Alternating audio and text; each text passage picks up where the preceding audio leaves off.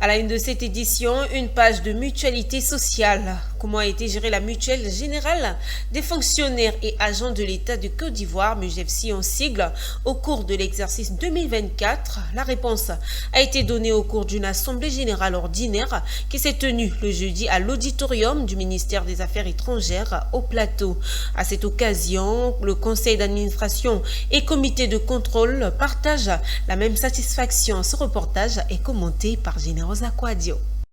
Face aux délégués de la Mutuelle générale des fonctionnaires et agents de l'État de Côte d'Ivoire, MUGEFSI, c'est un conseil d'administration et un comité de contrôle en parfaite symbiose qui ont dit leur satisfaction en ce qui concerne la MUGEFSI pour l'exercice 2024. C'est ce qui ressort de cette assemblée générale ordinaire de la Mutuelle qui s'est tenue ce jeudi à l'auditorium du ministère des Affaires étrangères. Le président du conseil d'administration de la MUGEFSI, Paul Nyogbo, a fièrement présenté les résultats des exercices 2024. Il faut le dire, le résultat net global est excédentaire. Il est passé de 2 838 millions de francs CFA à plus de 3 700 millions de francs CFA, soit une hausse de 31,21%. Avec ce résultat remarquable, il faut ajouter d'autres faits marquants de l'exercice tels que l'inauguration et la pose de la première pierre des représentations MUGEFSI,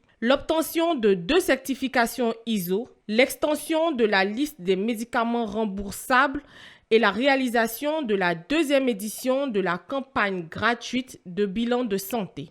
Nous avons eu un excédent budgétaire de près de 3 800 millions de francs CFA.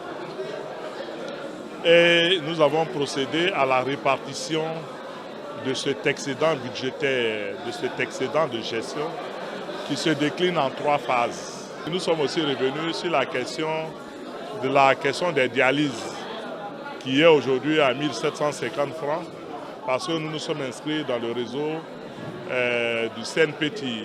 Mais depuis le mois d'avril, l'adhérent paye 20% et la MUGEFSI 80%. Ça, c'est vraiment une avancée considérable. Aujourd'hui, au niveau des cartes, il faut dire que les choses vont de plus en plus vite. Les choses se font de façon facile et puis ça permet quand même aux mutualistes d'être dans des conditions aisées.